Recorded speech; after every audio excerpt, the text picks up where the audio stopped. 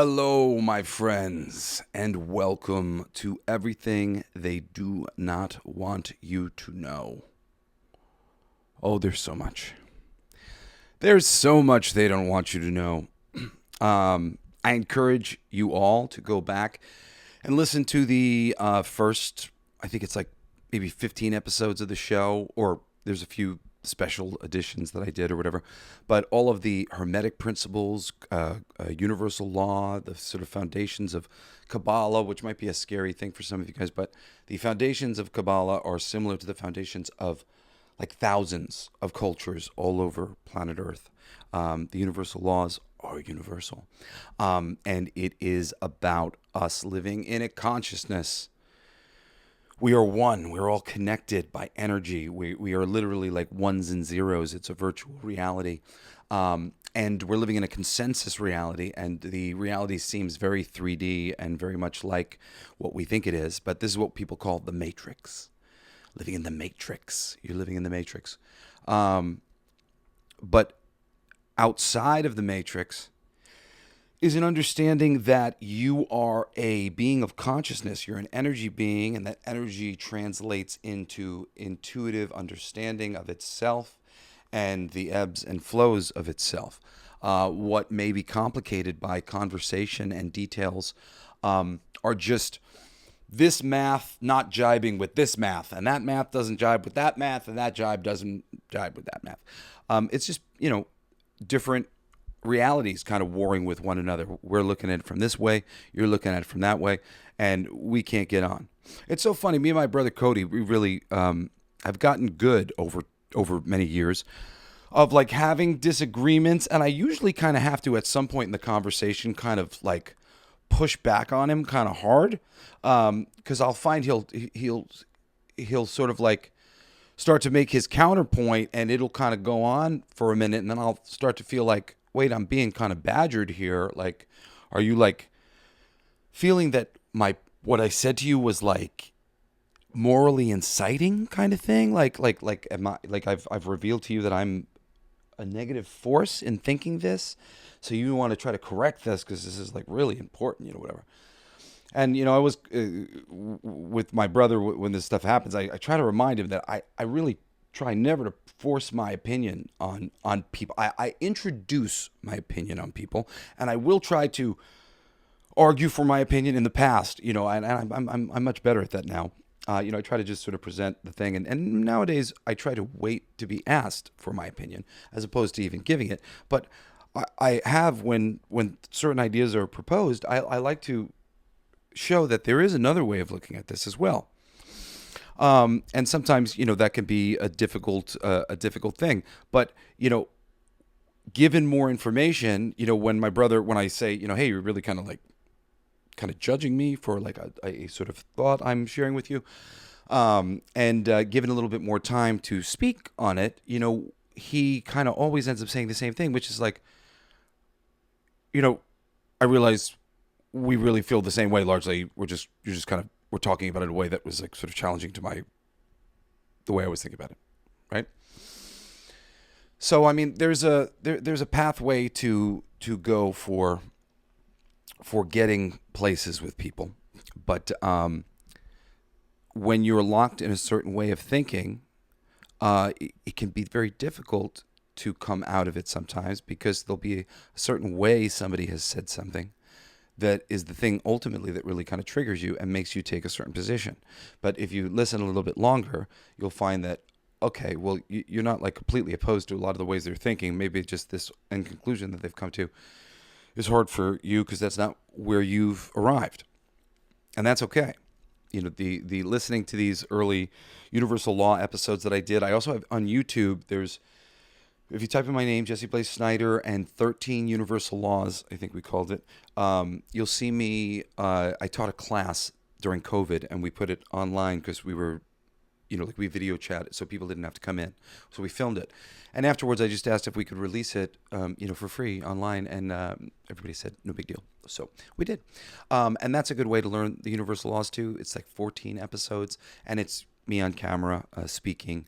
The sound isn't great, but like it's good. Turn it up, and the information's awesome. While I was doing those classes, I listened to my show to sort of get myself back there, because at the time I was really, really, really, really focused on that subject matter, and I had a lot of really good, not explanations, but sort of visualizations for teaching the subject matter, because visualizations are kind of the most important thing when you're teaching universal law and hermetic principles and things like this. But anyway,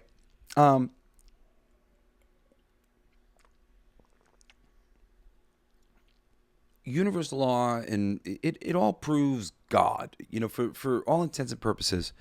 Not the guy in the robe or whatever, but I mean, I suppose if he wants to be, he'll be that too. And perhaps we all are, when we are in alignment with ourselves and we are doing what we are meant to do here. I once said to my good friend Aaron, isn't the bumblebee God, as it bumbles from flower to flower and just does this thing that's necessary, and it's just doing exactly what it's supposed to do? Isn't that kind of God? And he didn't argue with me. He just was just kind of like that weird sort of thing. Is on some level, yes, And I mean, and it's that God is in everything thing, but God is in everything like legit. You got to know that legitimately.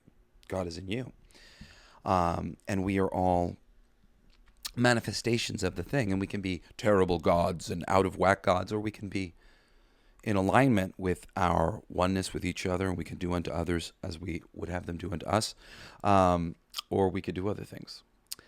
Anyway, this 3D world that I'm talking about, I come from it. This is where I lived and where I wanted to make a difference. I lived in the 3D. I was, my interesting for the religious background for my family, and like where I kind of come from. A lot of people know my father's a rock star, but this is interesting, right? My family is, now we know by blood, Ashkenazi Jew.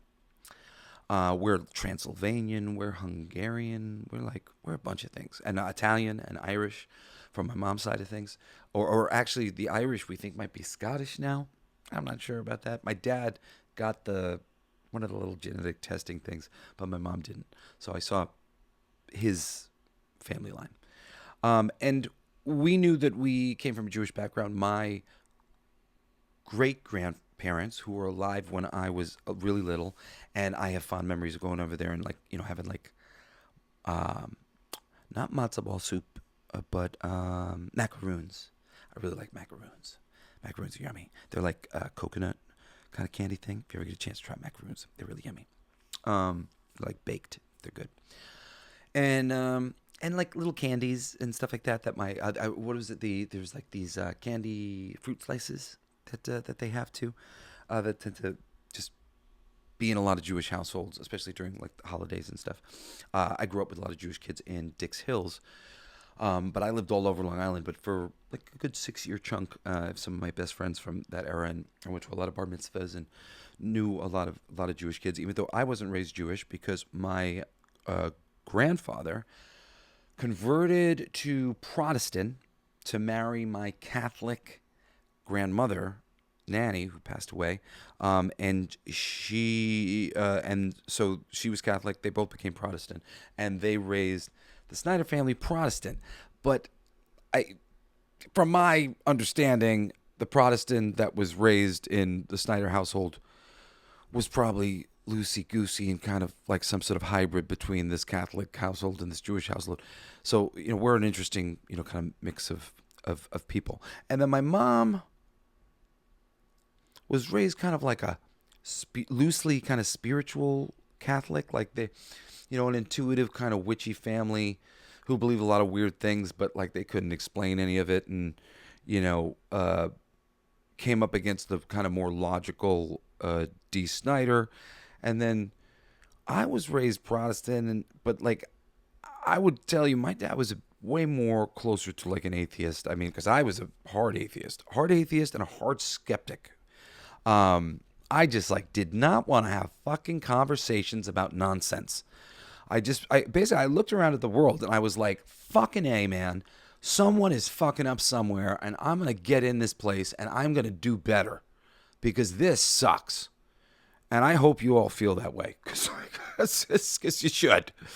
Like, oh my God, what the fuck is going on here? Who's running this fucking operation? This is terrible. We're doing a terrible job. So, and from my position, it was the religions. The religions were all the problem. It was dogma and religion.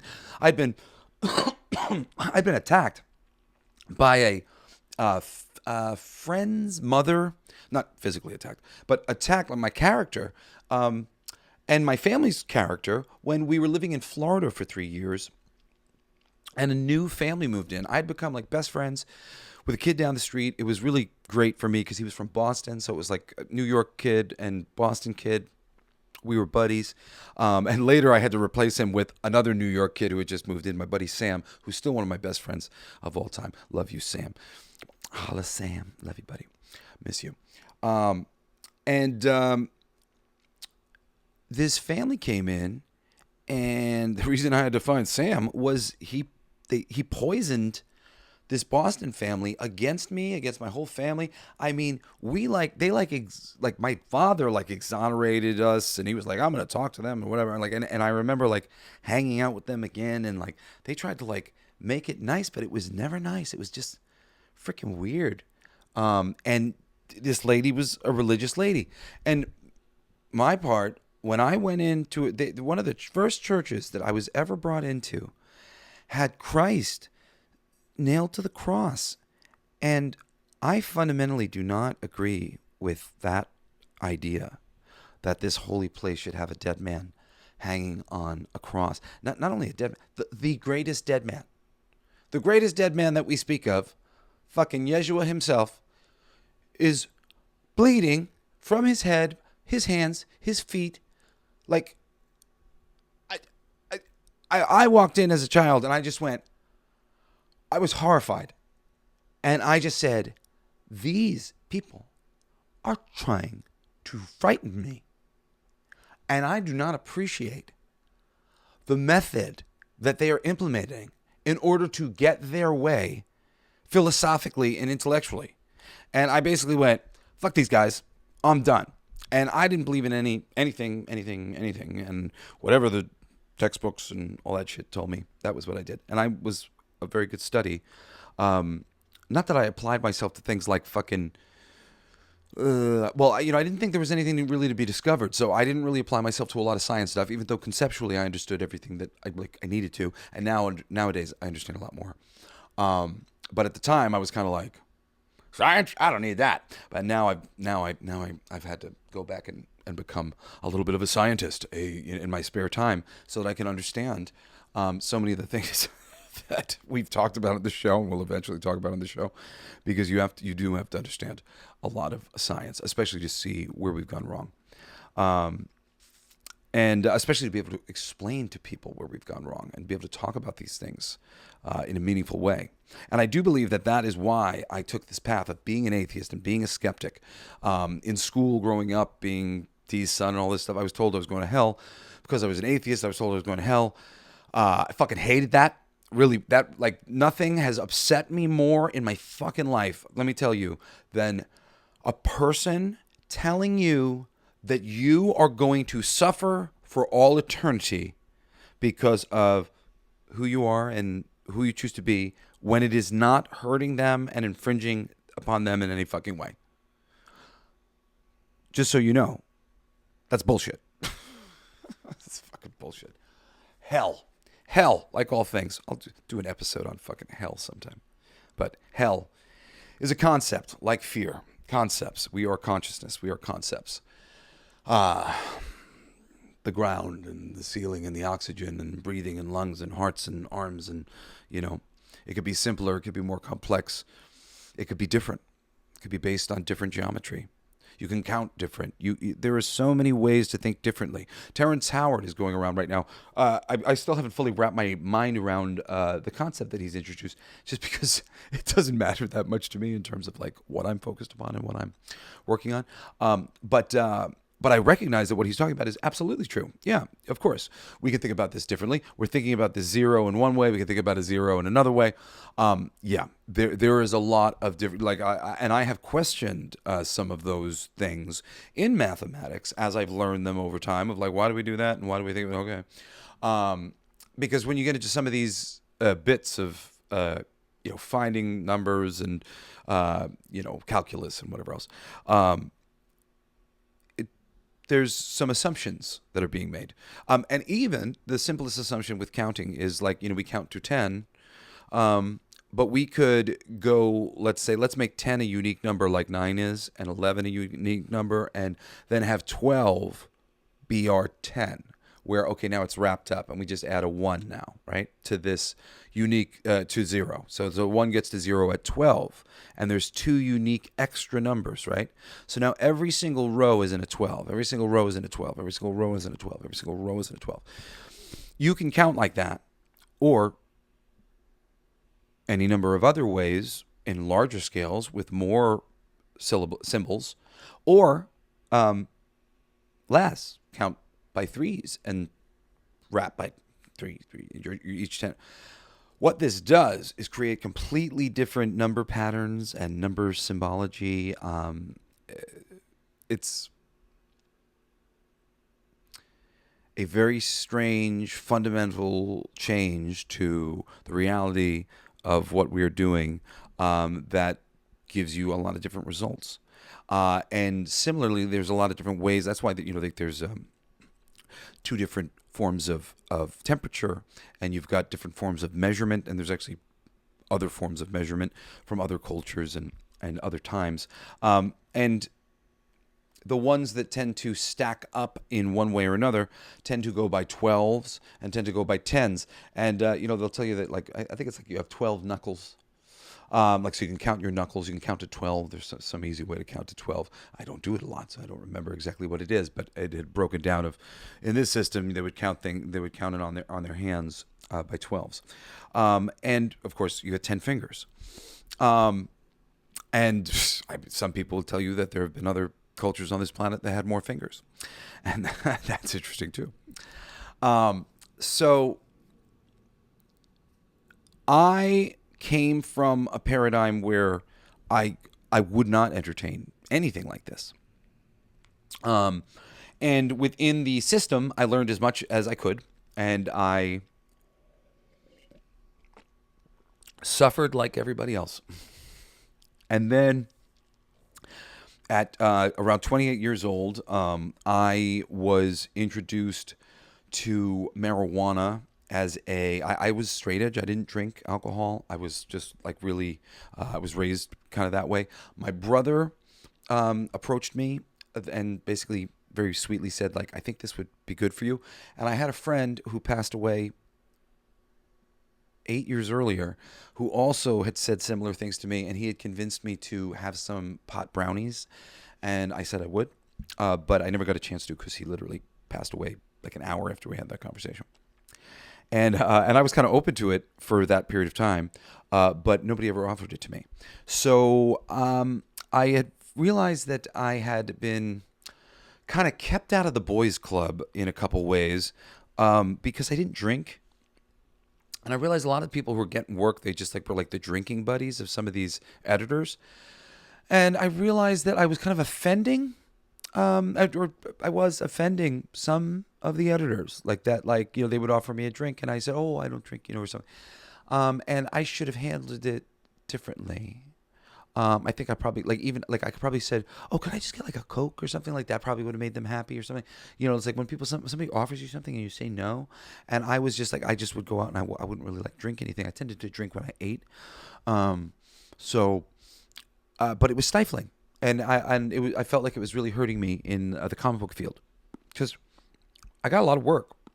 I worked in every company that I went to. I would get work, but it would usually be something that like somehow was generated by me over time, and there would be like in-house assignments that would get like assigned to people, and I was, I was doing good work, and I was there, and I was really ready to take one of those in-house assignments and do something really great with it. And granted, I think I did some decent stuff with Dead Romeo. I tried to do some really great stuff at DC with this Dead Romeo thing, but they actually like edited it a lot of ways conceptually from what my initial aspirations were. So it was a much scaled down version, but it's still some fun stuff. But at the same time, I wanted to do something like in the superhero world. Like I knew that stuff really well, and I was having a hard time getting into just like the grind of it. I wanted to be one of their utility people, and I was doing a lot of work for a lot of places, but I wasn't a utility man at one of these companies, and that's what I really wanted to be. That was my focus, and of course, I know now that I was actually sabotaging myself in a lot of ways. I was overdoing it. I was overdoing everything. Everything that I really wanted, I overdid, and everything that I didn't care about that much, I did just enough. I'm a hard worker. I show up. I give 100% every time. But with comics and with music, I was 170%. I'm gonna do it. And that was a problem. And comics, I've had more success than I feel for myself I had in music. Because music, I was really fucking trying to prove myself to such a degree that it was overdoing everything. And there was a similar thing going on in comics, but maybe a little bit less. Especially because, well, I mean, I don't know if that's necessarily true, but I do a lot of things, so I'm just kind of like trapezing between one job and another, and I guess I guess maybe that, especially because it's a little bit more of a solo job. I'm doing it at home. I go to conventions and I'm connecting with people and trying to get work, and then I'm working on scripts and I send them to my editors and I do my thing. And I love writing. Writing's my favorite. I don't really like being on camera, and I do a lot of that stuff, but I don't actually. Well, I'm enjoying it more now that I have like some people that I do it with that I like to do it with. Like my girlfriend shoots the videos for my band, and I got my bass player Andre in. I really like to goof off with him and stuff. So it's more fun when I feel like relaxed and I'm like with people that I like and I feel like comfortable like being a goofball with. This is like spent too much time in my life with like people like being dicks to you for no fucking reason. And I'm like, I'm just trying to have fun. I'm an innocent guy. Like, no need to fucking throw stones at me, So that's all to say that a big change had to be made for me, and the marijuana thing also happened to come up at the same time. And when I did that, I realized I had massive anxiety, and the anxiety was like keeping me from collecting myself, and it was the anxiety about my work, and it was just like the more I didn't get what I wanted, the harder I would work, and the more I would exhaust myself. And I didn't know that I was injured. I was really badly injured, and I was killing my body. And a couple years later, I would wake up in chronic pain, and I've been in chronic pain ever since. In the past like 2 years, I've been in the gym and stretching and really, really taking control of it for myself. And I really know what I've done. It's been a long journey, but this has been my spiritual journey. So, and we're going to kind of get to this because this spiritual journey thing, man, it's nuts. And it can be really rough and in a lot of ways. And initially, my spiritual journey was wonderful, okay? I started smoking marijuana. I had some amazing, trippy, interesting experiences that started teaching me so many things. I mean, time dilation. If you've ever experienced time dilation and when you smoke marijuana, if you got very high, it's not something that I've not experienced in a very long time. But long ago, when I first experienced it, it was showing me, the law of relativity and time flies when you're having fun. And I was thinking chapters of books and songs were playing in the background, and I realized that the first sentence hadn't even been completed yet, and I wrote a book. And I was like, no way, man. I've been gone for an hour. Like wow. There is like dimensions to time. There are dimensions to the space we live in, right? Most people have that experience and they think, whoa, man, trippy, dude. Time's all fucked up. No, dude. That proves that time is on another level, that it's a different dimension. I just experienced it separately from the time that I'm in with my buddy TJ driving to get our kids some ice cream. And the time dilation of 10 seconds was, I'm exaggerating, an hour for me, but minutes, 10 minutes of deep thought and rationalizing and lost in profound wisdom and realization. And I go, oh, I'm with my friend in the car, listening to music. And the song has only progressed a moment. Sorry, got my phone hooked up to my computer. And time has only progressed a moment. That's not a stupid experience. I knew that because I experienced it when I was 28 instead of when I was an idiot, when I was 15 or 16. And you've got the whole 3D world pressing against you saying this is this and that is that is that. I went later on and I went, whoa, motherfucker, this proves that there's some different shit going on here. So that was the beginning of me opening my mind a little bit. And I had some other parts to my spiritual journey. I had a very major aura reading that was basically thrust upon me when I was in Sedona working with a music producer named Michael Latanzi, who's a good friend of mine. Shout out to Michael. He's a great dude. And he's in Nashville now, but he was in Sedona. And Sedona's a fucking magical spiritual place. And I definitely had some interesting, there was major ghost stuff that was going on in their house that Michael was dealing with. He would sleep in his bed. He would see this Native American chieftain, very kind of angry, scary, and kind of freaking him out. And this lady came in and she said, "Oh my God, your aura!" And I didn't know what the fuck. I'm like, actually, that's not true. I probably knew what an aura was, but I probably thought it was all bullshit. And she's like, "Your aura," but I never had somebody see my aura. And she's like, "See my aura?" And she's like, "Your aura. It's like my daughter has to read your aura." So they have a spiritual shop down there. And I went down later that day or something like that. And her daughter reads my aura, tells me what it looks like, colors, stuff like that, takes a picture of it, and hands me a book that she obviously didn't write within the past 5 minutes between when she told me all the stuff about my aura, described my aura, took this picture, and handed me the book. Well, the book and the aura and the picture and her reading lined up completely, as did the moment in time. I was in a terrible depression at that time. I didn't know it, and she didn't describe it that way, but that's what it was. It was after Rock the Cradle, it was after a couple things, and I was feeling really lost about what I was supposed to do. Rock the Cradle was a TV show that I had done. I ended up coming in second place, and for me, I'm a fucking perfectionist, and I kind of beat myself up about that really bad, especially because if we won, we got to play an original song, and they had learned my song, and all I wanted to do the whole show was play my music. I didn't want to fucking play cover songs. It was the one opportunity to play something that I wrote, something that meant something to me, and not getting to play that song really just crushed me. I'm going to cry about it right now. Okay, that's good.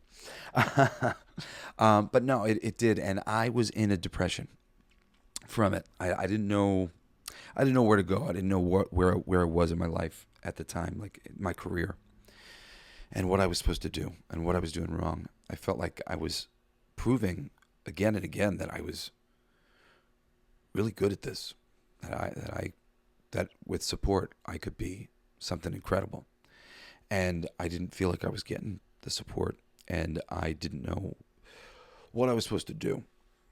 And of course, I have this metaphor. I have a tattoo on my arm of the phoenix, and I wanted my whole life to get a tattoo of a phoenix on my back. After my dad did that movie Strangeland, where he had all those tribal tattoos, I wanted to get a tribal phoenix right across my back, really big. And I never got around to doing it because I was kind of a scaredy cat because my mom put a lot of fear into me about tattoos. She hated the few. She had like 2 tattoos. She hated her tattoo. It's like, and it's only she's only hated it more. She keeps like trying to fix it, and it's gotten bigger and bigger. And she hates it more every single time. It's really funny. I mean, it's not funny. It's not funny for her, but it's like, oh my god, mom, like, should have quit while you were ahead. Her original tattoo was lovely. So marijuana helps me get a hold of myself, and I start identifying more with my real nature, and I start trying to like wrap my head around my life a little better and myself a little better and my nature. And like I was realizing I had to kind of get a little bit of space from my parents because I'd been around my family my whole life, but I took everything they said so hard, and I think they can't take things as hard as I can take them, so they just don't know how rough I am on myself when I feel like I'm not like lined up with my family.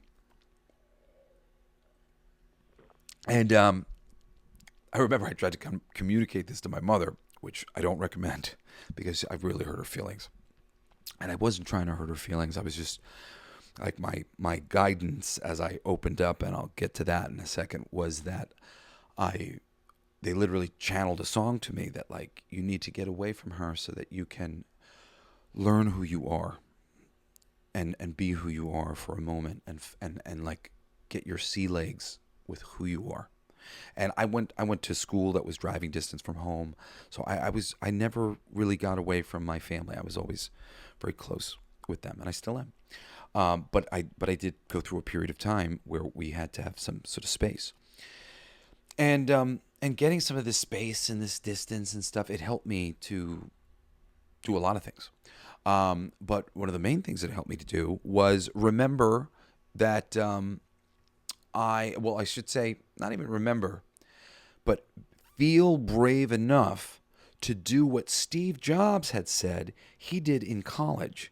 That was, if not for an LSD trip in college, he would not have invented Apple computers. And I found that a profound statement. He was like an idol of mine.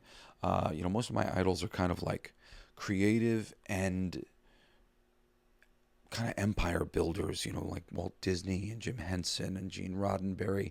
And I like Steve Jobs, and I had read his book when I was really young. One of the reasons why I know that fucking Bill Gates is a fucking piece of crap, man. That guy is the worst. This nice guy shit. Every time I see him and he's planning to be like nice guy, I'm like, dude, I fucking know about you, man. You suck. He sucks. That guy sucks. Go read Steve's book. And granted, it's Steve's book, but there's other books that corroborate enough of it, and there's little contradictions and stuff. It's a whole. There's always many sides to every story, of course, but none of it exonerates fucking Bill. Bill sucks. Yeah, don't trust that guy. So I started researching. The diligent, straight-edge man that I am, who doesn't do drugs and doesn't party. To this day, I have a very hard time partying, very hard time relaxing, kind of. My family has like this work ethic that is like kind of impossible to keep. And we really kind of like work ourselves to the bone and don't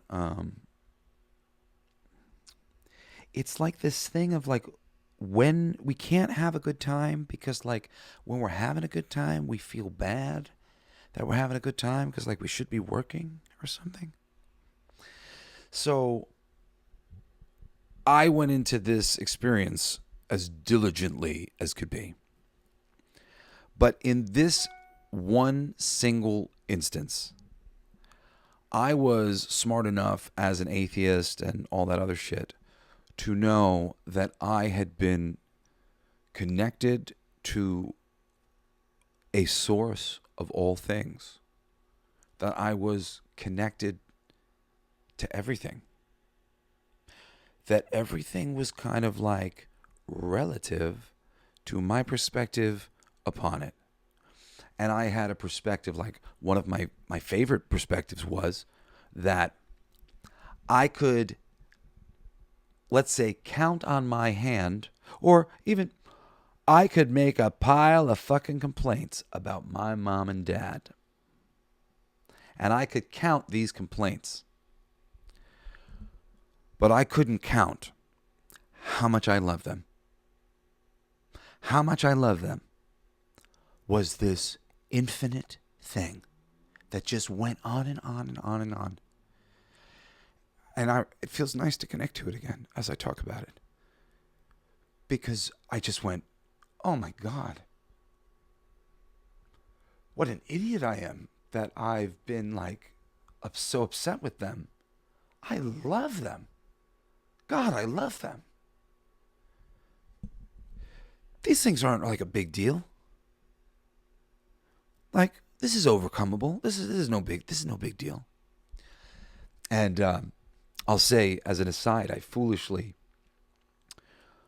thought that I should talk to them about all these things because it was very clear to me that these things weren't a really big thing from this state of mind. But these things were some hot button things. And even though I went into it very innocently, it very quickly turned bad. And I tried multiple times because I kept thinking that was what I was supposed to do. I'm gonna heal it by, come on, all the way out is through. We're gonna make it all good. And that wasn't the answer. And it just made a lot of trouble for me and sort of brought out a lot of bad conversations.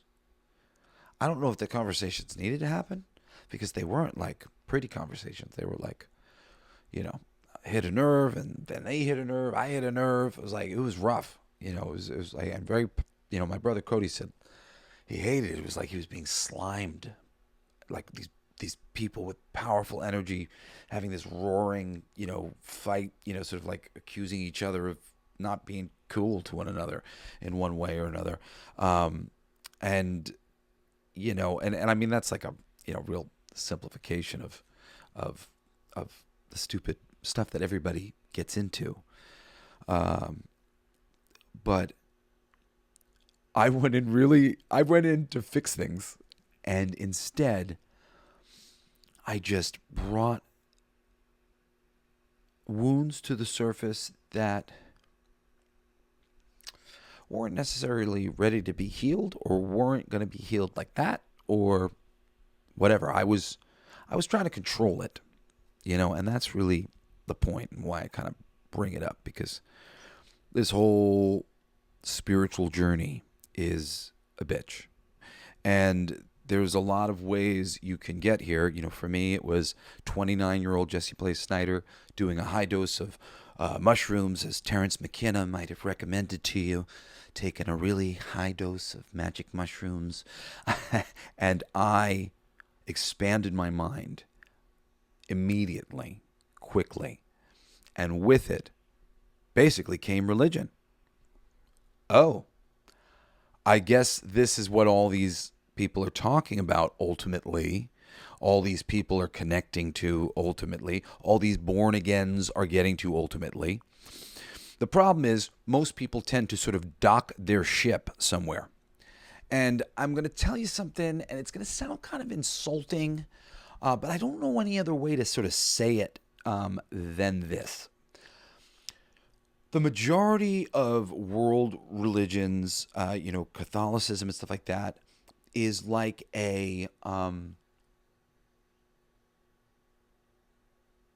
like the high school of religion. Okay? And you graduate high school and you've got these things there. Then you go out into the world, and as you live in the world, you see the energies of everything, and you have to learn another religion, which becomes called street smarts. But it's not street smarts. It is the hermetic principles and universal law that is governing the Christian and whatever religion. And this is kind of the college religion. And that's the thing that I was like, I don't mean to like insult all the religions, but to a certain degree, and not to a certain degree, this is just the truth. Human consciousness was not where it is now just a little bit ago. And just a little bit ago, that was good medicine for the group. But now the group can take the stronger medicine. And the stronger medicine is a little deeper, and it's about shapes and patterns and ebbs and flows and rhythms and vibration. And when we start looking at the world from that place, we will unlock the next level of our reality. So I urge you, when you become born again, don't be locked into any one thing. Honor and learn from and acknowledge, get everything you can get out of Catholicism. There is a lot to get from it. I am not undermining its merit. I'm really saying, after you've learned that, there's some additional reading. That's what I'm saying. I'm saying there's more. And if you're coming from a Muslim background, there's more.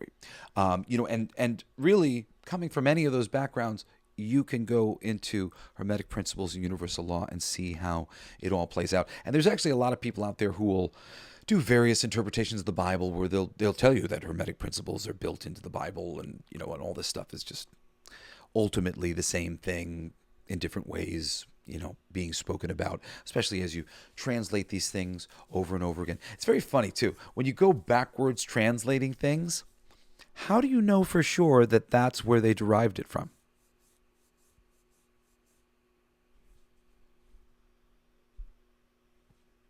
You're like, our word means beginner. Which word in their language means beginner? But maybe there's two words that mean beginner. Or like, I mean, just there's so many ways that can get lost in like translation. So like, I really take just translating and all that, which is with a grain of salt, because it's human beings creatively trying to figure this thing out. And, and I think there is something to learn from all of it. But like, I urge people away from dogmatic thinking, absolutism. I think if I've learned anything in this life, is that there is exceptions to every rule. And if you don't learn that, you will. And you'll be surprised. It's just, like it will, the things that you think are impossible, and not necessarily for you, but they can be for you too. Once you open your mind to the fact that impossible things can happen to you, which is a good thing to open your mind to. We'll get to that in a little bit.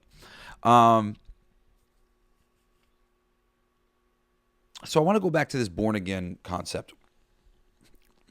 I think my dad would always say, it's like unfortunate. It's like whenever you meet the born agains, they're always the guys who were real assholes before. But now they're born again, and now they're preaching to you and trying to get you to accept Christ into your heart. And usually like in dogmatic ways, because they're like looking at their friends' lives and they're like, my friend is living in sin. He's a rock star. No, you've got to be born again too. This is not the way, my friends. Proselytizing is, it's a losing game. There's helping. And, there are people who do humanitarian things, but it tends to be fucking organized by people who have ill aims. But doing good things for people is wonderful. But going around trying to, like, get people to think the way you think, it's always best to wait for people to ask you.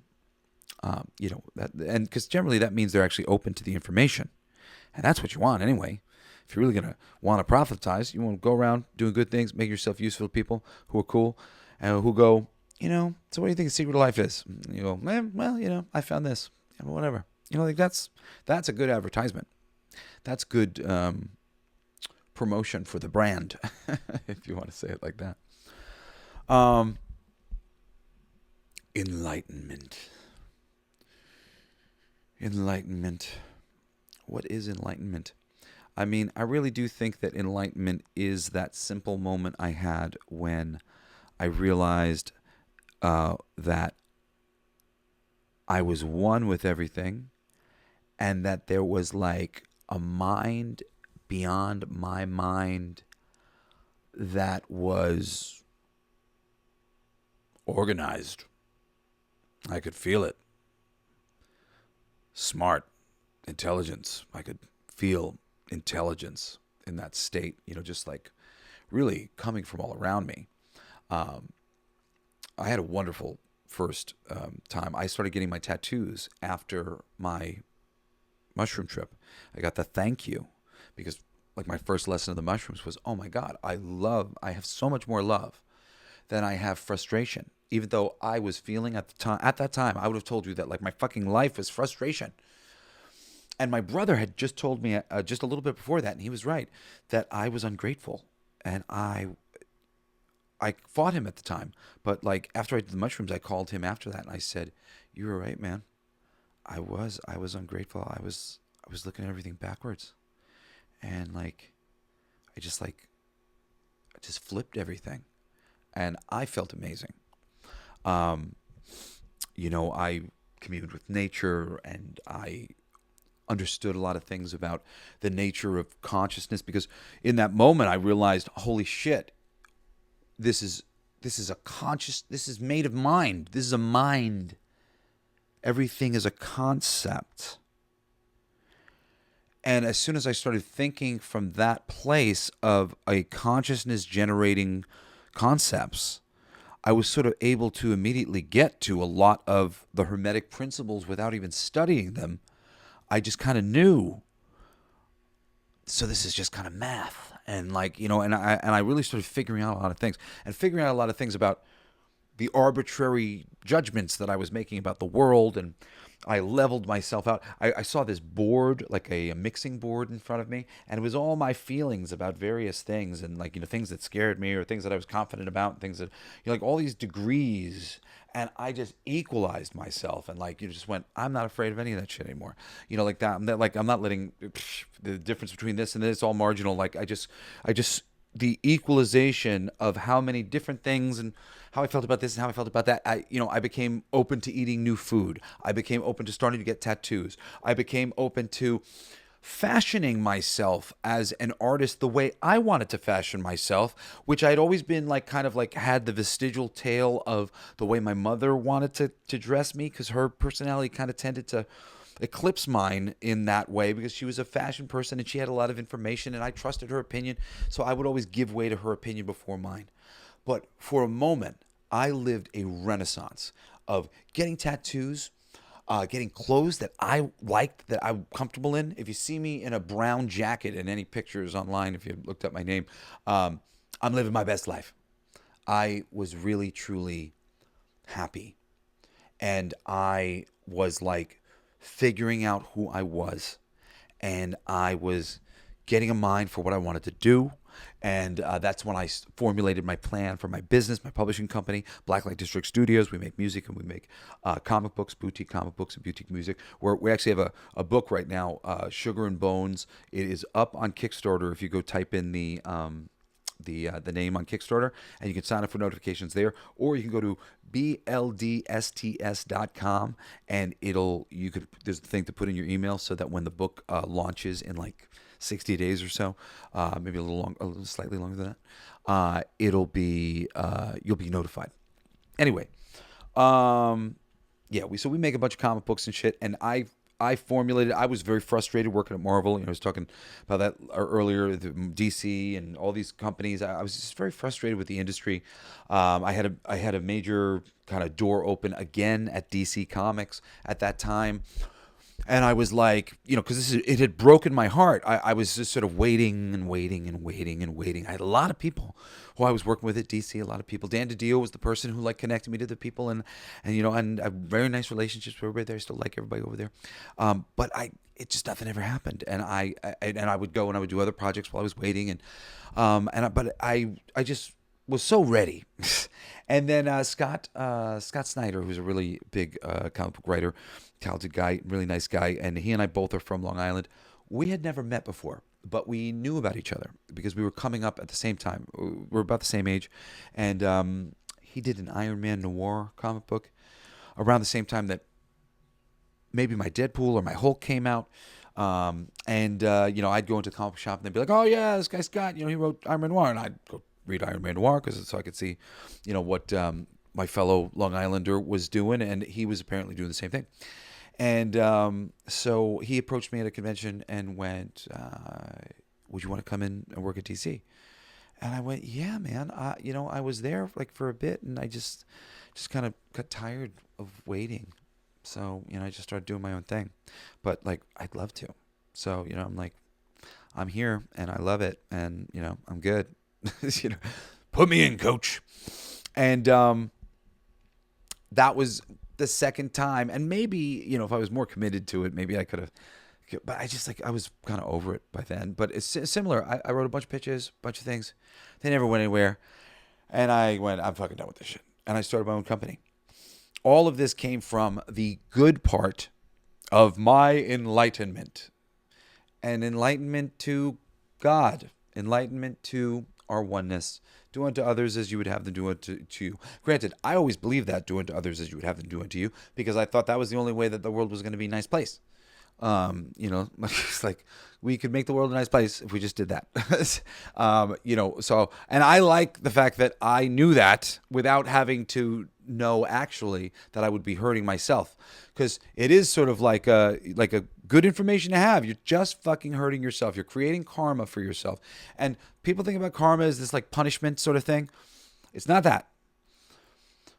The karma, and this is like a good thing to talk about when we talk about near-death experiences, because you see this play out in near-death experiences. You go to the other side and you get shown information to give you greater perspective on your behavior, your interactions in the world, based on your personal judgment of yourself, having total perspective of the situations and history and particulars, circumstantial things, that you could have known in a million years, but now you will know. That was largely an accident when that happened, or whatever it might be.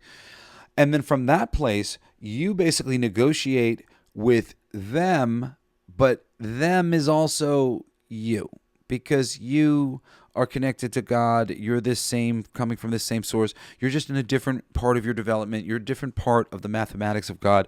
They're this mathematics. You're this mathematics. Some of these problems that you had were inevitable, and then some of them were amplifications caused by you thinking that you were God over them in one way or another, or deciding that you would be because you felt that they were, which is generally the thing. Like, all the consciousness war is that everybody is ostensibly a God consciousness who is a creator, who could create things, who has been endowed with that ability.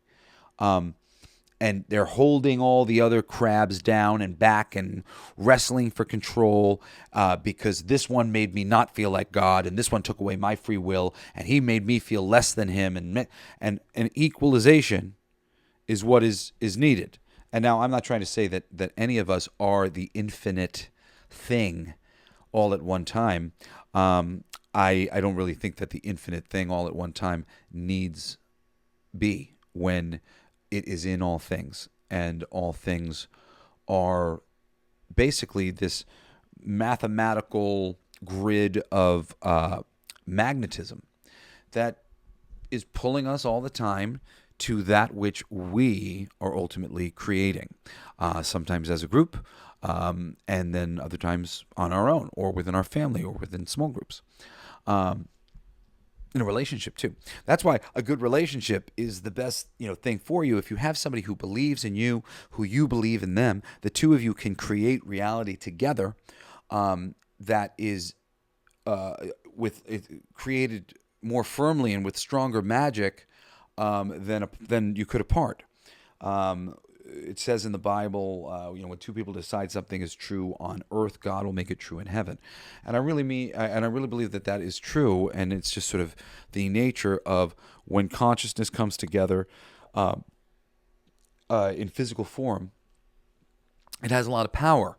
In esoteric circles, you always hear that, the elemental beings, ghosts, things like that might want to prey upon you because you're the one with the real power. You're the one who's embodied here on earth. You've got a vessel. They don't.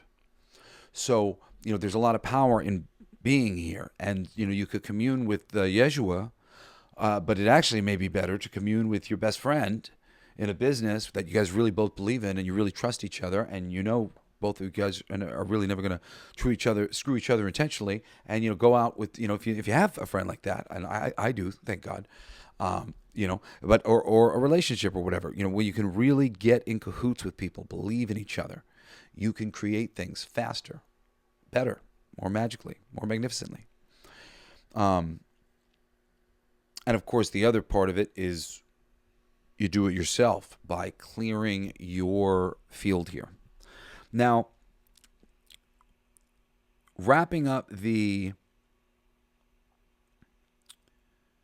born again thing, people in general have a tendency to dock at gurus.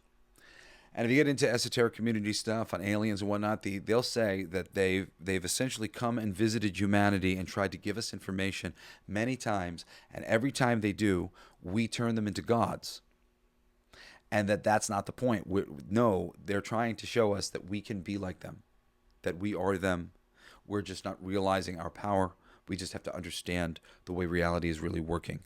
And if you listen to my show, or you listen to people who talk about things like I do, you are in the beginnings of learning how reality really functions.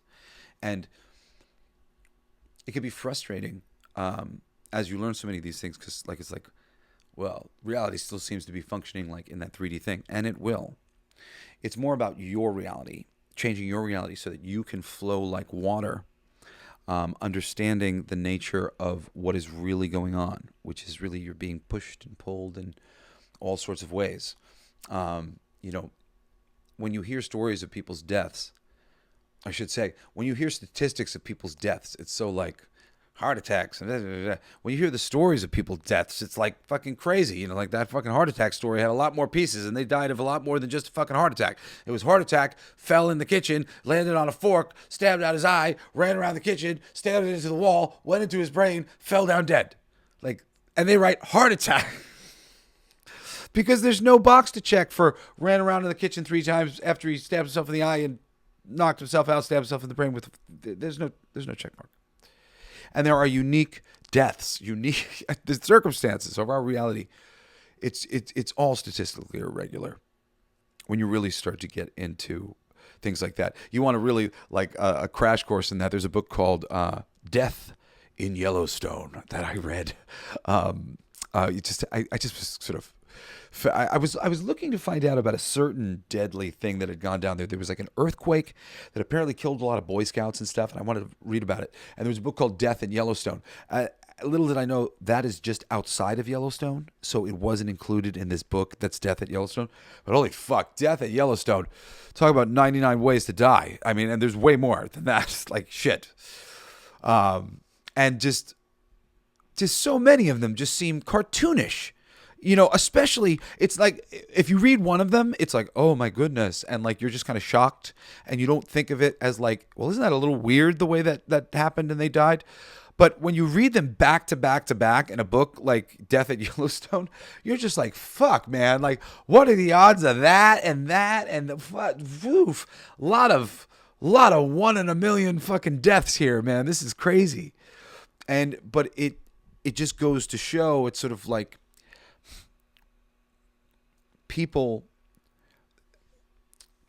in esoteric circles would tell you, and I'll talk about this from a place of knowledge at another place, but there's a lot of things I have to explain in order to make this sound like it's a credible thing for me to say. But we choose when we die, ultimately. Apparently we have like 5 exit points that we make up before our deaths.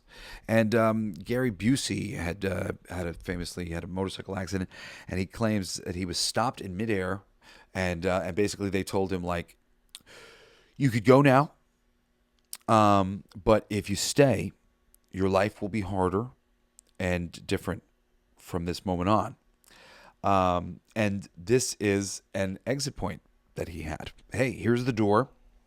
If you want to go, you could go right now, or you could stay, and you'll go later. And these are apparently preordained. Think about it, guys. If there is an infinite consciousness and there's no time and there's no future and all the probabilities that think of the AI, and you're going, hey AI, put in probabilities. It's a probability machine, right? So we are coming out of the probability machine into this world as a probability, with all the other probabilities that this thing understood from all the calculations of how to get everything that we fucking needed. And essentially, our personality, what we are, is calculated into that as a part of the creation of God. Like, we are a part of the process of knowing what we want, because God knows what we want. Like, legit, not like, don't worry, God knows what you want. I'm like, oh, I don't like this. God didn't really know what. No. He really does. He's you and you're him. And like, whatever you want, he's going to try to ultimately satisfy it. Like, ultimately, why wouldn't it? She's stupid. Why wouldn't it want to do that? Other than to occasionally have to teach you things. Now, did I hit all of the names for I forget how I described the video. I know it was Enlightenment and near-death experiences, born again, Kundalini, and the Dark Night of Soul. Okay, so one more thing before the Dark Night of Soul. So there's Kundalini, and hello to everybody who's been watching, Deborah and whatnot. How you guys doing? Corey Snider, cool, love you guys. So Kundalini awakenings. I had a Kundalini awakening a little bit into getting into yoga shortly after I had this mushroom experience, and also meeting a friend of mine who later told me that he had had a Kundalini awakening before he had met me. So they say that you pick up the vibration from other people, so I probably picked it up from him. And it was it was a very difficult sort of experience. I had a meditation that was very powerful. It was something, another type of experience that can key up people near death, born again. You have some sort of religious experience. You witness something, and people open themselves up. We don't want to dock in any port. All the religions have merit. All of the religions deserve respect. Anything that many people have dedicated themselves to deserve respect. All people deserve respect. All of their ideas deserve respect. You don't necessarily have to interact with them or not, but respect them. As long as their ideas are not fucking with the other people and their ideas. That idea, always wrong. Fuck that idea. Never, ever, ever, ever, ever. That's it. Otherwise, all ideas are on the table. Think, enjoy, have a good time. And really this is the key. You protect the children so that they have the space to come up with their own ideas. That's the thing. They feel safe enough to try things, do things, experiment, create new worlds. Just as your parents created space for you to be able to learn how to ride a bike and have fun and go to school before you had to get out to the workforce and create the world for your own kids.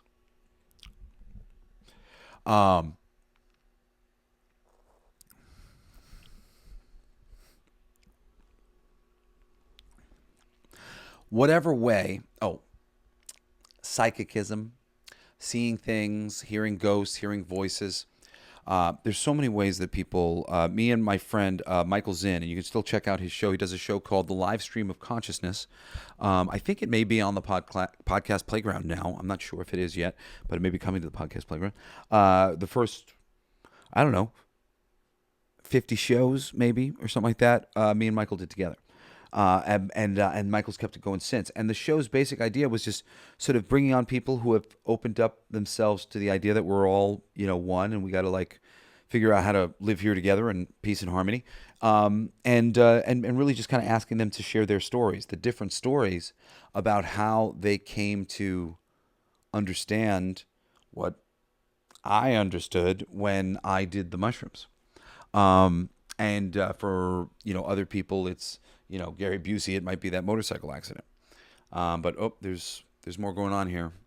There are architects. We're in a virtual machine, right? So,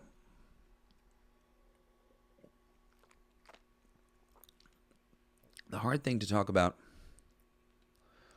is the Dark Night of the Soul, and I'm almost tempted to do another episode at more length on the Dark Night of the Soul, because I'm already at an hour on this episode of the show.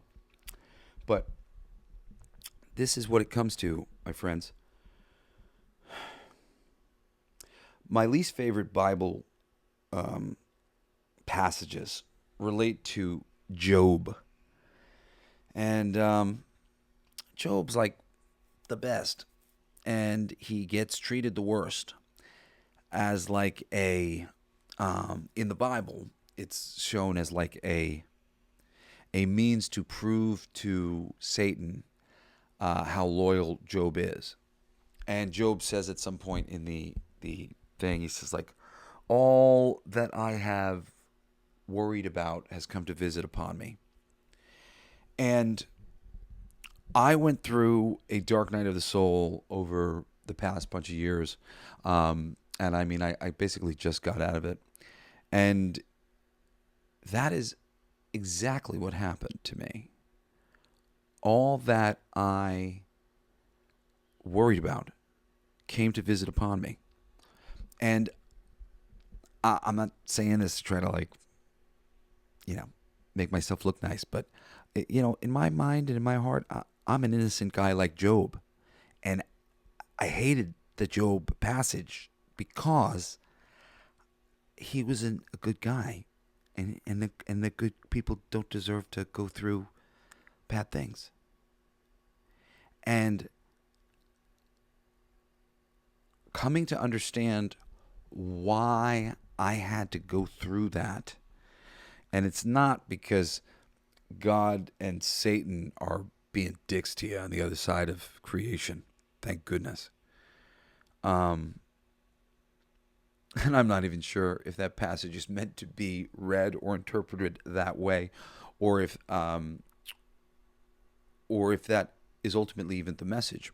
And I've actually kind of seen a lot of different interpretations of the Job thing, and I've come to make a lot of peace with it. It was a very important, I guess, passage for me because it was something I focused on as being like God wouldn't, if there was a God, he wouldn't do that. Like that is like the exact example of specifically what I think a reasonably good God would not do. But here's the thing.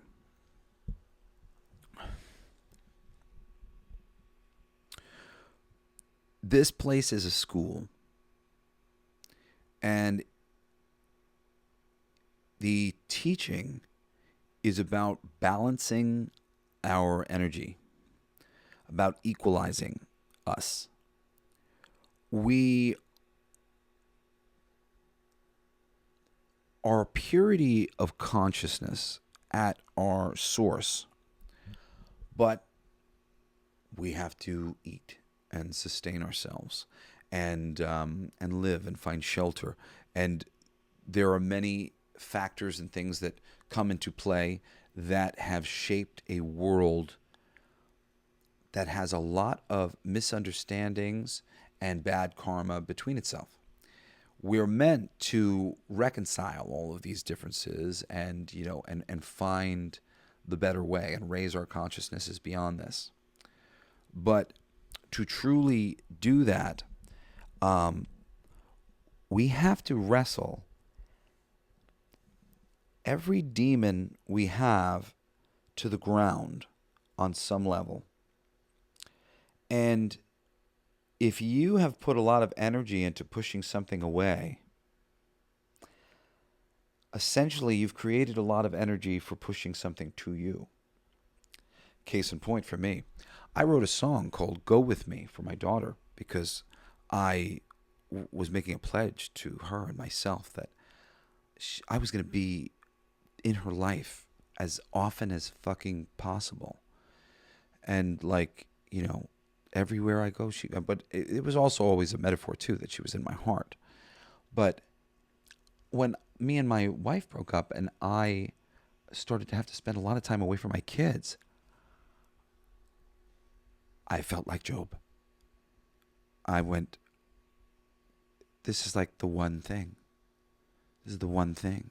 I was terrified. The one life I didn't want to live.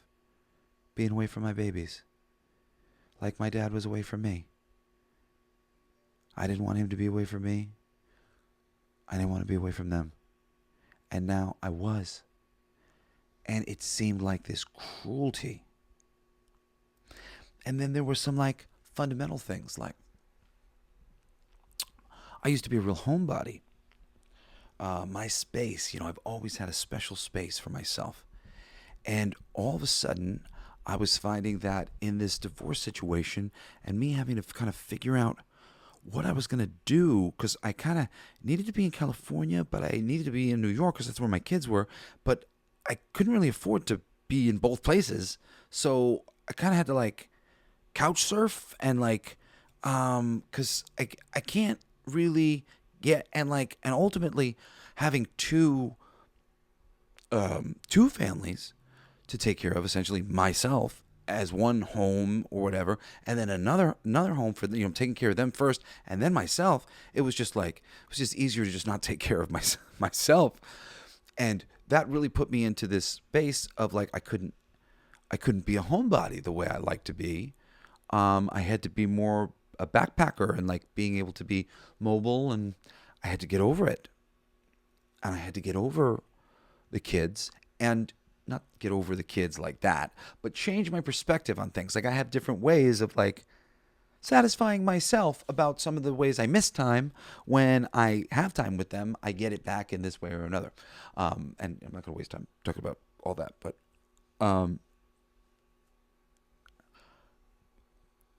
these moments were gifts. They didn't feel like gifts, but they were gifts to me to get over my fears. And like I happen to know that like my kids, because of the time that we missed, my kids and I are going to have much more time together throughout our life as adults and stuff, because they're always going to feel like we haven't had enough time together, which we often do. And I like that because I want to be able to see them a lot as they're adults too. There's parts that I've hated about like missing some of the things my kids have been young. At the same time, though, I have been going through a fucking crazy dark night of the soul, and it is difficult, and it is the type of thing that a lot of people go to monasteries to do, and my energy was often a little crazier than I'd like it to be around my babies, and more irritability, really, especially because my body, I've had very bad body pain that I've been dealing with as I've been going through like major transitions in my life, and at the same time, this very major emotional shift. And I asked for this and kicked this off somewhere along the way. I'm not going to bother going into the story, but there was a moment where I basically found out that, basically the more adversity you have, the faster you grow your soul. And I asked for more adversity, and it came in a lot of ways. I had two fires after that, and I didn't remember that I had asked for more adversity, but I remembered later, and I went, holy shit, like I fucking asked for this like an idiot, but I did, and every single one of these things was real big crosses to bear, even to things in my relationship, where me and my girl almost broke up, or ultimately did break up for a moment, and kind of got back together as sort of the stars aligned in me dealing with a lot of different things all at once that were very major for me, about like being in a long distance relationship, being alone, feeling lonely, feeling like I gave up my kids and I don't have a person. There was a lot of issues for me that had nothing to do with my person. And and I sort of going through them, I was like, this relationship no longer works for me. Like I need to be nice to myself, and I'm like miserable. And fortunately, my girl was willing to take me back when I kind of realized I had a lot of dysfunction in some things, and I like needing to be touched was something that was really important to me, especially when I was injured, and I kind of had to get over that. Needing to be touched, like that's okay. But my mom used to touch me. She would pet me. She would kind of pet me like a cat, and that was like how I knew I was a good boy, kind of thing. And when I became older and I would get in trouble because my little brothers or whatever, she would she touched you when she was really happy with you. So I like learned that like touch meant like I was a good boy and that I was doing a good thing. And I learned that like I was a little bit like sexually imbalanced because I was desiring to be touched so that I could feel okay with myself. And when I realized that, I went, well, that shouldn't be. It's like I should be able. I got to be able to regulate like my own myself. Here. So these were important lessons for me to go through. And thank God my lady took me back. They were very important, and they were things that I think make the commitment that her and I are making to each other much stronger, actually, because I went through these things and I got the gift of perspective on a lot of things and was able to sort of evaluate what I had and what I had just like given up, and the proper importance of the things and the proper perspective on what I was being offered in that relationship, and and what it could be if I was just a bit more patient. But even in that, even in being more patient to do that, that was testing as well. So when you open yourself up to the path and start trying to lead yourself by your intuition and start trying to do what God is trying to tell you to do, a lot of it will be good initially, and then you may indeed find yourself in a really rough place. Do not despair. Do not beat yourself up. This has been written about so often. It is a common experience. I pray that your guys' experience is a fraction of what mine was, because I really could not handle it. And I mean, I made it through, but holy shit. At times, I mean, I would never kill myself, but I wanted to. A lot. A lot. A lot, a lot, a lot. Like, I won't do that. I won't even consider doing that. I know what that would do to all the people that I love. But if I could just disappear right now, just be fucking gone, dude, this is all too much. All too much. All too much.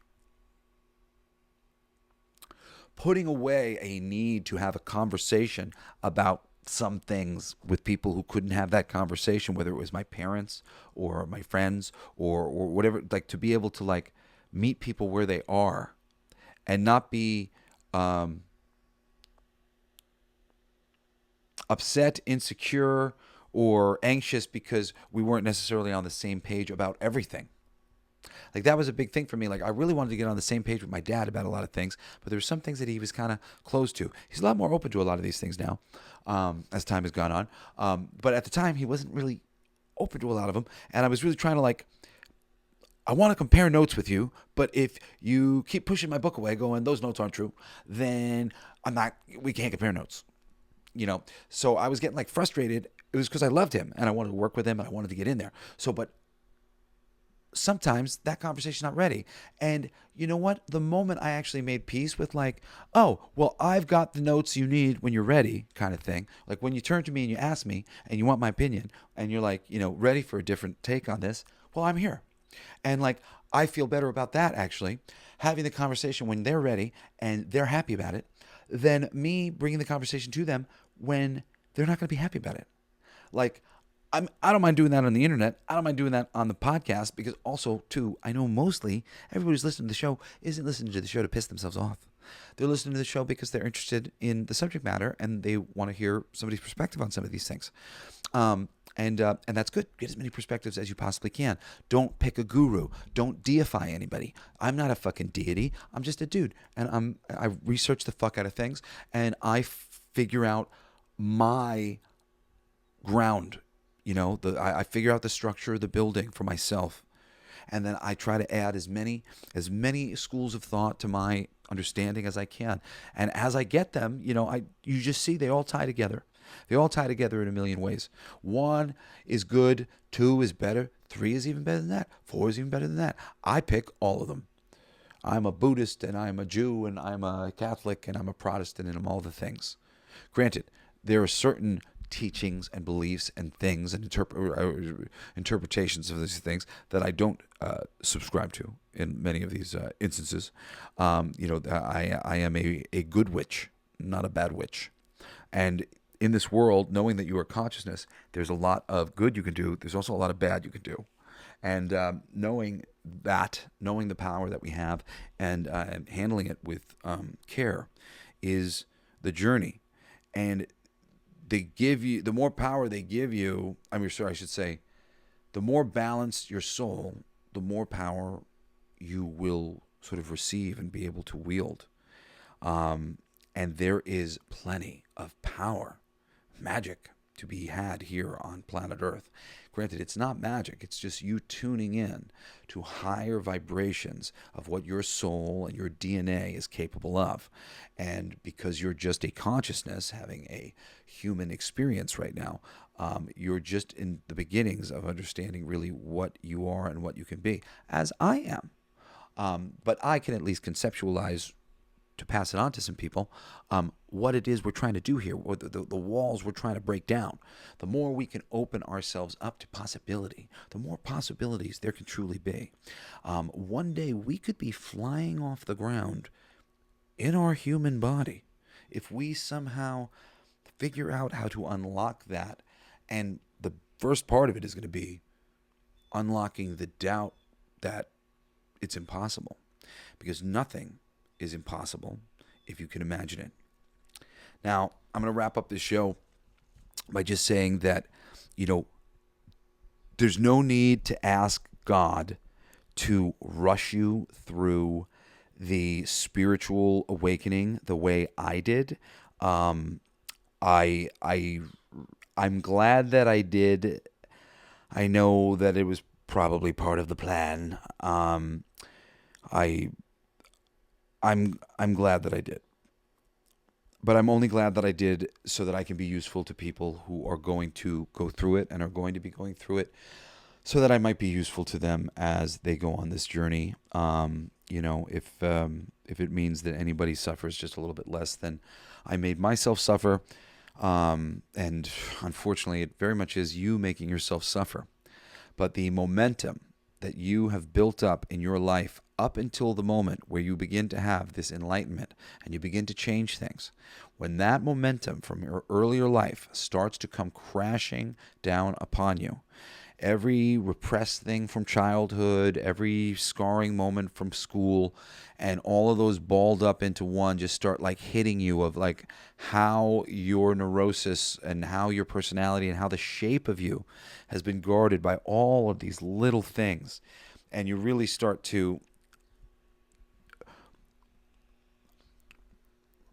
enter into a space that you probably least wanted to be in. When you get there, remember that I said, there is a light. You are on the right track. It's going to be okay. Sorry you're going through this. It sucks. It's really hard. Most people go live in monasteries and do this shit. And we do it, and we work regular jobs, and we show up with our kids, and we put on a good fucking face.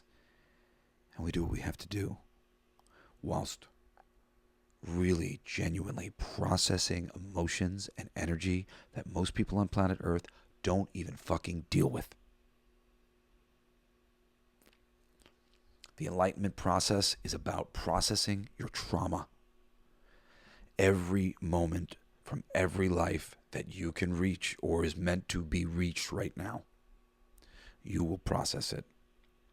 And the dark night of the soul is the digging to the very bottom of that place to get out what needs to go.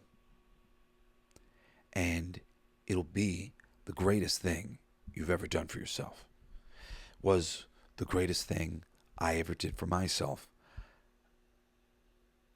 And I spent a lot of time holding perspectives on it while it was happening, going, when is this, how is this perspective on this going to change? Until I was living the thing, and I was choosing my battles more wisely. And I was attracted to different sorts of conversations and different sorts of ways of thinking about things. And what I'm trying to say is, it's hard to see the other side of this thing, but you will get there. And you're not the only person who's ever gone through it. There will be many before you and many after you.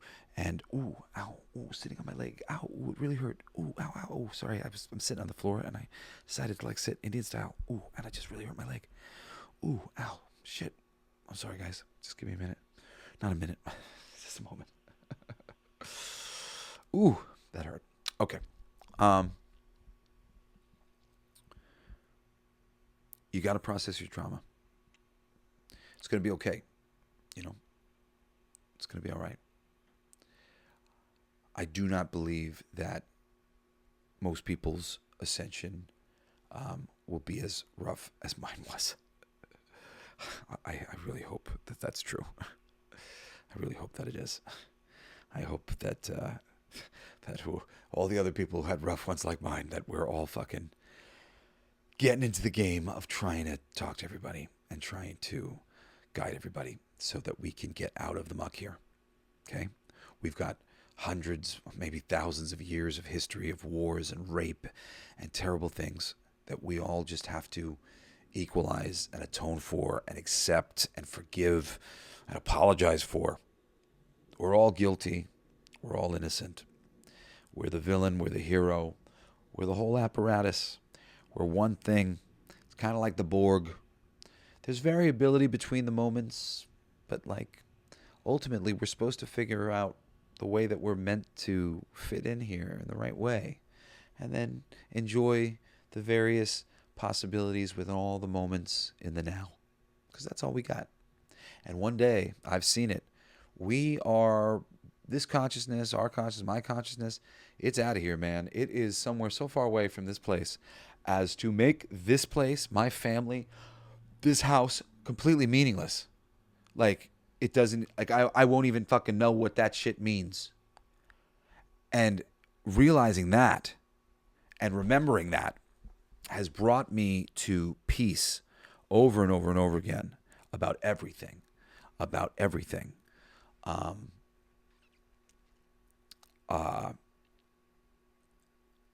glad I'm here. I'm glad I have time with my friends, with my family, with my girl, with my kids.